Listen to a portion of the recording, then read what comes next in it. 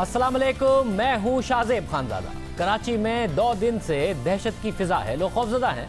अमवात हो रही हैं। 48 घंटों के दौरान 14 अफराद जाबाहक हो चुके हैं। इस हवाले से 2 दिन से कयास सराइयाँ हो रही थी, मगर अब इस बारे में कराची यूनिवर्सिटी के माहिरीन की इब्तिदाई रिपोर्ट आ गई है। कयास सराइयाँ साजिशी नज़रियों के हवाले से भी ये रिपोर्ट बड़ी अहम है। जहरीली गैस कहाँ से आ गई, क्या कोई इसके पीछे साजिश है, ये सारी बातें हो रही थी। मगर माहिरीन की रिपोर्ट के मुताबिक मुतासिर होने वाले अफराद के सैंपल हमें भेजे गए थे।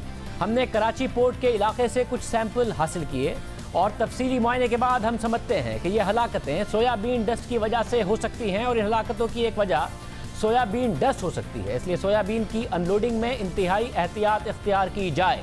कराची यूनिवर्सिटी के माहिरीन ने शुबा जाहिर किया है कि उसकी वजह सोयाबीन डस्ट हो सकती है। वज़ीर आला सिंध के तर्जुमान मुर्जा वहाब ने ट्वीट किया कि वाक़या इस वजह से पेश आया। उनका कहना था कि माहिरीन की इब्तिदाई रिपोर्ट के मुताबिक किमाड़ी का वाक़या सोयाबीन डस्ट की वजह से सामने आया है। दुनिया भर में ऐसे कई वाक़यात रिपोर्ट हो चुके हैं। सोयाबीन की शिपमेंट कराची पोर्ट पे थी। इस हवाले से मारूफ साइंसदान डॉक्टर अताउर रहमान का कहना है कि इस बात के 90% चांसेस हैं कि सोयाबीन के कुछ मुरक्किबात के 22 अमवात हुई हैं। उन्होंने कहा कि सोयाबीन की अनलोडिंग का तरीका होता है जिस पर अमल नहीं किया गया। उन्होंने हिदायत की कि जिस जहाज़ में सोयाबीन आया था उसे कराची से दूर रखा जाए। सोयाबीन की ऑफलोडिंग का तरीक़ाकार अगर मोहतात ना हो तो उसके अंदर मौजूद मवाद इंसानी जानों के लिए ख़तरा बन सकता है। इस हवाले से हमने तहकीकात की तो पता चला कि सोयाबीन में एक मवाद होता है जिसे एलर्जेंस कहते हैं। वो एलर्जी पैदा करता है और ये एलर्जी इंसानी सेहत के लिए इस कदर ख़तरनाक है कि मौत की वजह भी बन जाती है। तमाम अफराद जिनको ये एलर्जी होती है, लाजमी नहीं है कि उनकी मौत वाक़या हो, वो सेहतियाब भी हो जाते हैं, मगर कुछ अफराद की मौत भी वाक़या हो सकती है, जो इस वाक़े में भी हुआ। इसलिए इसे पोर्ट पर अनलोड करने के लिए मोहतात तरीक़े अपनाए जाते हैं, दुनिया भर में अपनाए जाते हैं, पाकिस्तान में भी अपनाए जाते हैं। मगर अब शुबा ज़ाहिर किया जा रहा है कि इस शिपमेंट में वो एहतियाती तदाबीर नहीं इख्तियार की गई जिसकी वजह से वाक़या हुआ। माजी में कुछ ममालिक में इस अनलोडिंग के दौरान ऐसे वाक़यात सामने आए हैं। 1981 में बार्सिलोना स्पेन में सोयाबीन की अनलोडिंग के दौरान 1000 के करीब अफराद बीमार हुए और अस्पताल में मुंतकिल किए गए। 20 अफराद की मौत वाक़या हुई। 1990 में इटली में भी ऐसी सूरत हाल सामने आई। अमेरिका में भी ऐसा एक वाक़या रिपोर्ट हो चुका है। कराची के वाक़े पर इस हवाले से अब क्या तहकीकात सामने आई हैं, ये सारी मामला हम आपके सामने रखते हैं कि क्या शहर के बाकी इलाकों में भी ख़तरा है। ये जो तहकीकात हैं वो भी आपके सामने रखेंगे। कराची यूनिवर्सिटी के ही रिसर्च इंस्टीट्यूट ऑफ केमिस्ट्री के माहिरीन ने तहकीकात की। डॉक्टर अताउर रहमान की निगरानी में वो काम कर रहे हैं। हमारे साथ डॉक्टर अताउर रहमान साहब भी मौजूद हैं। और साहब बहुत शुक्रिया। और साहब क्या अब ये हतमी तौर पर बात कही जा सकती है कि जो एक जहरीली गैस की बात हो रही थी, जो बहुत ज़्यादा साजिशी नज़रियों की भी बात हो रही थी, वो दुरुस्त नहीं है और हतमी तौर पर कहा जा सकता है या अभी भी इस बात का इम्कान है कि कोई और वजह हो या फिर सोयाबीन डस्ट ही है? बिस्मिल्लाहिर्रहमानिर्रहीम। अभी तक जहरीली गैस के तो कोई सैंपल्स नहीं मिले। जो यूरिन और ब्लड सैंपल्स कल रात को 1:30 बजे हमारे इदारे में HEJ research institute of chemistry में आए गए एनालिसिस के लिए, जो कमिश्नर साहब ने भेजे थे, तो उसमें ये साफ जाहिर हो रहा था कि ये बहुत एक्यूट एलर्जिक रिएक्शन है जिसकी वजह से ये बीमारियां और ये अमवात वाक़ हुई हैं। तो हमने फिर लिटरेचर सर्च भी किया और उसमें पता चला कि ये पहला इंसिडेंट नहीं है। बार्सिलोना स्पेन में 1981 और 87 के दरमियान 26 ऐसे इंसिडेंट्स हुए थे जिसमें 20 अमवात हुई थी और कोई 958 लोग जो थे वो हॉस्पिटलाइज हुए थे और ICU में भी उनको ट्रीटमेंट की ज़रूरत पड़ गई थी। उसके बाद फिर फ्रांस में, इटली में, नेपल्स में, न्यू ऑर्लिन्स में, USA में, और हर इंसिडेंट जो है वो सोयाबीन डस्ट से ताल्लुक़ रखता था, क्योंकि कुछ एलर्जिक कंपाउंड्स होते हैं सोयाबीन में जो एलर्जेंस कहलाते हैं, एयरो एलर्जेंस, और इनकी वजह से जो लोग इसको सेंसिटिव होते हैं वो उनको बड़ा शदीद रिएक्शन होता है। जैसे कि आप देखते हैं इस्लामाबाद में पोलन एक ज़माने में मार्च और अप्रैल में बहुत बढ़ जाता है और बहुत से लोग जो हैं वो काफ़ी सफ़र करते हैं। ये उससे बहुत ज़्यादा कहीं टॉक्सिक हैं और ऐसा लगता है कि जो आमतौर पर एक ख़ास तरीक़ा है अनलोडिंग का, जो कि बैनुल अक़वामी तौर पर इस्तेमाल किया जाता है कि जो इसके साथ जो डस्ट होती है उसके पार्टिकल्स जो हैं वो बाहर ना फैलें बल्कि अंदर एनक्लोज्ड रहें और एक क्लोज सिस्टम के अंदर उनको अनलोडिंग की जाती है ऐसे कंटेनर्स को। शायद इसका ख्याल ना रखा गया हो, मुझे सही इल्म नहीं है कि अनलोडिंग ओपन की गई है या उसको बाकायदा प्रिकॉशन जो बैनुल अक़वामी तरीक़े से जो होने चाहिए वो उस तरह किए गए हैं। बहरहाल हम रीजनेबली सर्टन है, 90% सर्टेनिटी है, कल तक 100% सर्टेनिटी हो जाएगी। इस प्रोजेक्ट को लीड कर रहे हैं प्रोफेसर इकबाल चौधरी जो कि डायरेक्टर हैं international centre for chemical and biological sciences, और उनकी पूरी टीम। तो ये 6, 7, 8 घंटे के काम में हमने इसको तकरीबन रिजॉल्व कर लिया है। इस बात को एलिमिनेट नहीं किया जा सकता कि 2 इलाके जो सफ़र किए हैं वहाँ लैंडफिल्स भी हैं, और उन लैंडफिल्स में अगर कोई टॉक्सिक मटेरियल पहले कहीं दफनाए गए हैं तो वहाँ से तो कोई चीज़ ऐसी लीक नहीं हो रही, उसको भी देखना चाहिए। वो पॉसिबिलिटी अभी बरकरार है। मतलब फिर फौरी तौर पर क्या किया जाना चाहिए? ज़ाहिर है अवाम में खौफ व हिरास भी है, हलाकतें हो गई हैं, अवाम को महफूज रखने के लिए फौरी तौर पर हुकूमत को क्या करना चाहिए?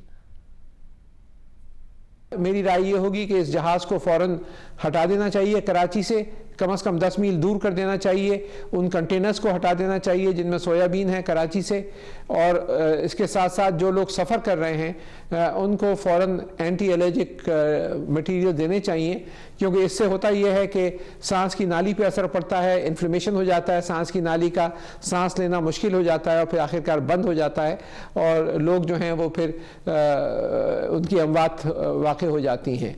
और हर एक को इफेक्ट नहीं होता, जो लोग ख़ास जिनको एलर्जिक होते हैं, जो इन ये ग्लाइकोप्रोटीन्स होती हैं, कोई 10,000 डाल्टन से कोई 60,000 डाल्टन के दरमियान इनका मॉलिक्यूलर वेट रेंज है। तो इस पर बहुत सारे लिटरेचर है, और हमने आज डॉक्टर प्रोफेसर इकबाल चौधरी ने कमिश्नर ऑफ कराची को इसकी इंटरिम रिपोर्ट भिजवा दी है, और वो सारा लिटरेचर जो बैनुल अक़वामी तौर पे ये इस्टेब्लिश्ड है, कोई सोयाबीन से इस तरह की सोयाबीन डस्ट से इस तरह की दुनिया के दूसरे ममालिक में भी अमवात वाक़ हुई हैं, वो सारा लिटरेचर भी भिजवा दिया है, ताकि इसके ख़िलाफ़ जो मुनासिब कार्रवाई की जाए और आइंदा ख़ास तौर पर एहतियात रखी जाए। मतलब अगर ये जहाज़ कंटेनर वगैरह को हटा दिया जाता है, दूर कर दिया जाता है, तो जो पहले से सोयाबीन डस्ट अब हवा में मौजूद है उससे सेटल होने में कितना टाइम लगेगा? लोगों को कब तक एहतियात करनी चाहिए, दूर रहना चाहिए, या फौरी तौर पर ठीक हो जाएगा? ये क्योंकि ये एक्सपोजर हो चुका है, तो इसमें मेरे ख्याल से अंदाज़ा है मुझे कि 5 से 7 दिन तो कम से कम लगेंगे साफ़ होने में हवा को, बशर्ते के जो सोर्स है कंटेमिनेशन का, जो मेरे ख्याल से जहाज़ के अंदर जो ये सोया डस्ट, जो ये सोयाबीन की जो डस्ट है वो है, उसको दूर कर दिया जाए, तो फिर 5 से 7 दिन लगेंगे। इस दौरान लोगों को चाहिए कि उस इलाके में जो महसूस कर रहे हैं तकलीफ़, वो मास्क पहने और पानी ज़्यादा से ज़्यादा इस्तेमाल करें, और अपने डॉक्टर के मशवरे से एंटी एलर्जिक दवाइयाँ लें, ताकि इसके जो मुज़िर असरात हैं उससे महफूज रहें। और ये जिस इलाके में है बस अब वहीं तक है, जितना भी टाइम ये रहता है जहाज़ और कंटेनर्स को दूर कर दिया जाता है, या हवा के साथ दूसरे इलाकों में भी फैल सकता है, वहां पर भी एहतियात की जानी चाहिए, या उन्हें कोई खतरा नहीं है और उन्हें कोई डरने की जरूरत नहीं है? दूर इलाकों में मेरे ख्याल से बहुत कम खतरा है, जितना फैलना था उसको उतना फैल गया है, लेकिन अगर ये जो सोर्स है इसका, जहाँ से ये कंटेमिनेशन फैल रही है, वो दूसरे, अगर वो उसको कंट्रोल नहीं किया गया तो वो यकीनन जैसे हवा का डायरेक्शन तब्दील होगा तो दूसरे इलाकों में भी ये फैलने का ख़तरा रहेगा। तो जो सोर्स ऑफ कंटेमिनेशन को फ़ौरन हटाना चाहिए, ताकि ये पूरा मामला सेफ हो जाए। तो खाली जहाज़ को दूर करने का सवाल नहीं है, बल्कि जो कंटेनर्स हैं उनको भी आबादियों से दूर कर देना चाहिए, और फिर उसको बाकायदा एनालिसिस करनी चाहिए कि उसकी वजह से एलर्जिक रिएक्शंस हो रहे हैं या कोई और वजह है। बहुत शुक्रिया डॉक्टर अताउर रहमान साहब हमारे साथ मौजूद थे। डॉक्टर सिमी जमाली साहबा एग्जीक्यूटिव डायरेक्टर जिन्ना अस्पताल कराची हमारे साथ मौजूद। डॉक्टर साहबा बहुत शुक्रिया। पेशेंट्स आए, अमवात भी वाक़या हुई हैं, डिस्चार्ज भी हुए हैं सेहतियाब होकर। अभी तक क्योंकि अभी सोया डस्ट और ये सारी बातें की जा रही हैं, आप जो पेशेंट्स आए उनमें क्या पहले से ऐसी कोई आपने देखा है, माजी में इस किस्म के वाक़यात पहले हुए हों या पहली दफ़ा है, और आप लोग किस नतीजे पर पहुंचे, आप लोग ने क्या डायग्नोस किया? कल के दिन पे शाम के वक्त में हमारे पास पेशेंट्स आने शुरू हुए थे। We had about 32 patients last night.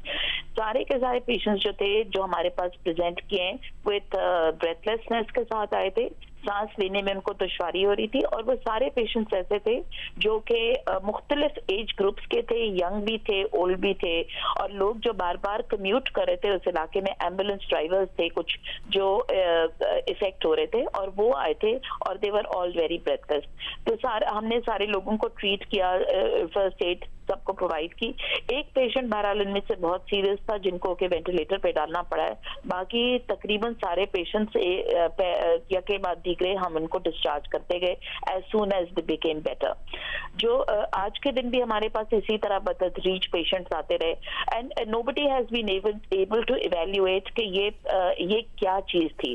जो हिस्ट्री मिलती है उससे हमें ये पता चला है कि कोई बगैर किसी स्मेल के कोई स्मेल इनको नहीं आई वहां से, और ये एक ही इलाके में के मकीन है जो कि किमाड़ी के विसिनिटी में मुस्कान चौक है कोई जगह, वहां से ये ज्यादातर आए। लेकिन अब हैविंग सेड सो हमारे पास जो ये भी एक फियर फैक्टर भी लोगों में बहुत हो रहा है, और जो भी उस इलाके के इर्द गिर्द भी रह रहे हैं वो सारे लोग भी आ रहे हैं थिंकिंग के उनको भी कुछ ना हो जाए।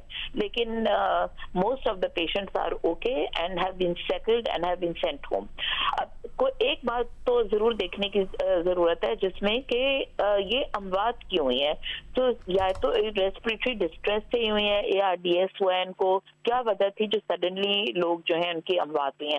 तो डेफिनेटली कोई चीज तो है, कोई फैक्टर है जिसने इनको इफेक्ट किया है, और this needs to be verified कि क्या चीज थी जिससे डेथ हुई है इनकी।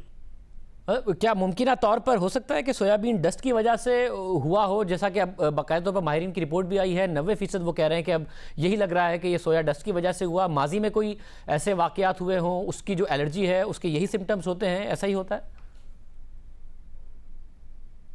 सोया डस्ट एस्थमेटिक पेशेंट्स में बहुत इफेक्ट करती है उनको, और एक्यूट एक्सैस्पर्बेशन हो सकता है एस्थमा का। लेकिन ये सारे लोग जो हमारे पास लाए गए हैं, 55 तो हमारे पास आ चुके हैं अब तक, इनमें सारे तो कोई भी एस्थमेटिक लोग नहीं थे।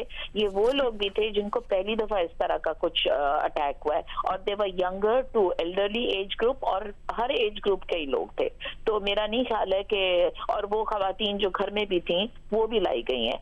तो और एक पर्टिकुलर पॉकेट में ये क्यों है, so this needs to be investigated and verified कि क्यों हुआ ये।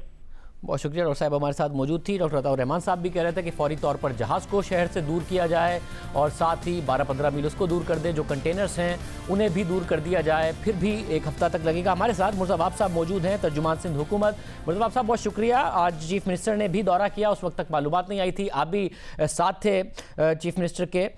अब जो कि कहा जा रहा है और आपने भी ट्वीट किया है कि ये पॉसिबल रीज़न हो सकता है सोया डस्ट, तो फौरी तौर पर जो इकदाम हैं वो क्या किए जा रहे हैं? जहाज़ को दूर करना, कंटेनर्स को दूर करना, ताकि लोग महफूज हो सके। शादी साहब, ये जो इस बारे में मैं आपको बताने चाहूंगा, कल जब वज़ीर आला सिंध ने खुद जगह का दौरा किया कल रात को, तो वहाँ जो लोकल पॉपुलेशन थी उसने ये जगह को आइडेंटिफाई किया कि यहाँ से वो गर्द भी आ रही है और यहीं से वो बदबू आ रही है। ये क्लू हमको मिला, और इस क्लू के बेसिस के ऊपर फिर इन्वेस्टिगेशन स्टार्ट हुई। वहाँ से सैंपल्स इकट्ठा किए गए, और सैंपल्स को इकट्ठा करने के बाद ये जो रिपोर्ट है जो मंजर आम पे आई है सोयाबीन के बारे में, ये रिपोर्ट मंजर आम पे जो एक्सपर्ट कहते हैं कि परहैप्स ये वो वजह है।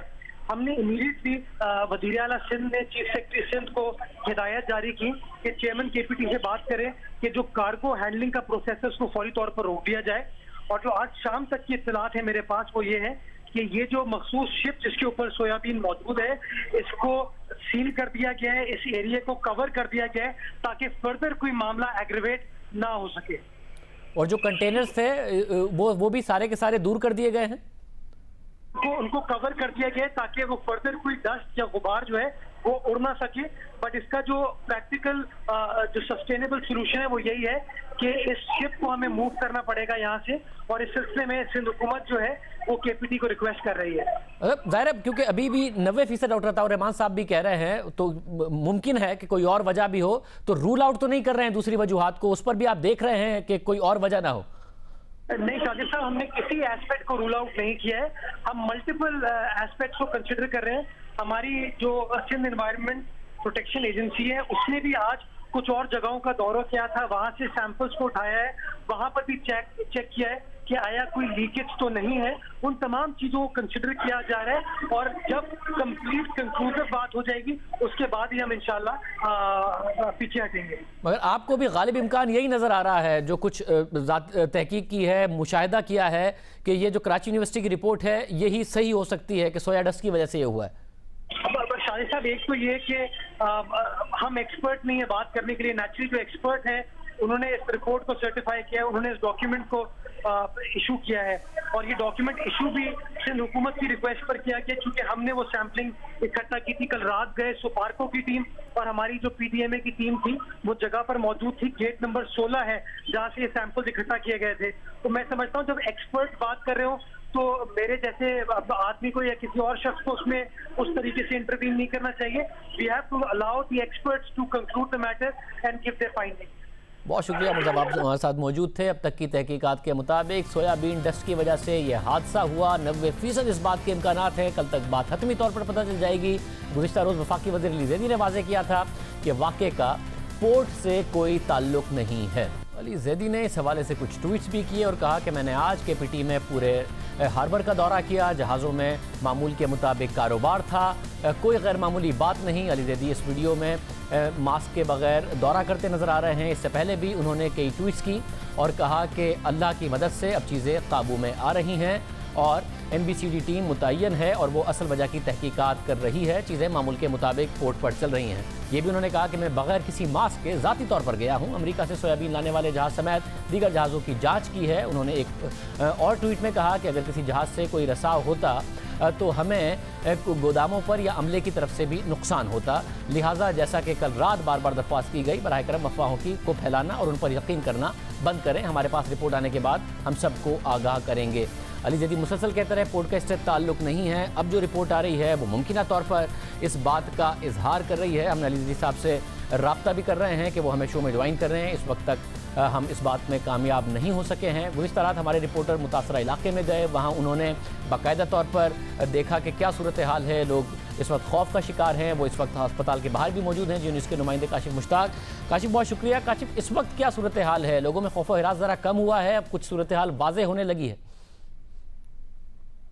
शादिब देखें, 2 रोज़ तकरीबन इस वाक़े को गुजर चुके हैं। अब तक जो है वो यहाँ के लोग काफ़ी ज़्यादा मुतासिर हो रहे हैं, काफ़ी ज़्यादा परेशान हैं। हमने ना सिर्फ किमाड़ी के मुख्तलिफ इलाकों का विज़िट किया बल्कि अतराफ़ के जो मेन सड़कें थी, जो अतराफ़ की मार्केटें थी, उनका भी विज़िट किया। वहाँ के लोगों की भी राय जानी और उनसे भी पूछा तो काफ़ी खौफ पाया जाता है। सबसे ज़्यादा जो किमाड़ी के इलाके मुतासिर हुए हैं उनमें मसान चौक और रेलवे कॉलोनी का इलाका है। बताया जा रहा है कि पहले रोज़ जो है वो सिर्फ रेलवे कॉलोनी से 40 से ज़ायद मुतासरीन को लाया गया था, जिसमें 3 अफराद जो है वो जाँ बाक हो चुके थे। अब भी महकमा सेहत की जानिब से एक रिपोर्ट जारी की गई है जिसमें ये बताया गया है कि 14 के करीब जो अफराद हैं वो इस वाक़े के अंदर जाँ बाक अब तक हो चुके हैं, जिसमें 4 ख़वातीन भी शामिल हैं। हम इस वक्त भी ज़ियाउद्दीन अस्पताल के बाहर मौजूद हैं। यहाँ एमरजेंसी की सूरत जो है वो नाफिज की गई है। ना सिर्फ यहाँ बल्कि कराची के मुख्तलिफ अस्पतालों में इसी तरह की सिचुएशन है। यहाँ ऑक्सीजन की कमी हो गई थी, उसके बाद यहाँ महकमा सेहत की जानिब से और दीगर इदारों की जानिब से जो है वो ऑक्सीजन को पूरा किया गया, यहाँ किट फराम की गई हैं। लेकिन जो जैक्सन मार्केट है, जो मसान चौक है, जो रेलवे कॉलोनी है, जो मुतासरा इलाके हैं,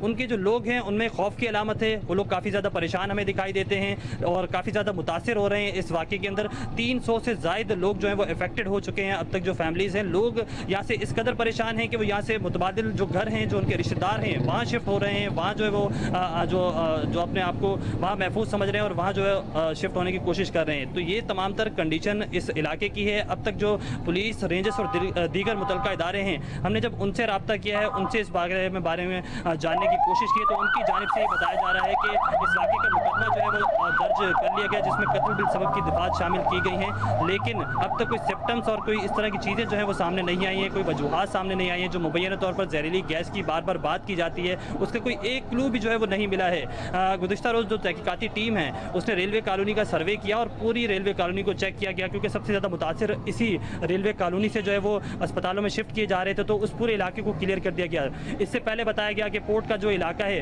वो काफ़ी ज़्यादा मुतासिर है। तो पोर्ट के इलाके में जो है वो जो तहकीकाती टीमें हैं उन्होंने सर्वे किया और वहाँ भी चेक किया गया, तो वहाँ भी कुछ इस तरह के सिम्टम जो है वो सामने नहीं आए हैं।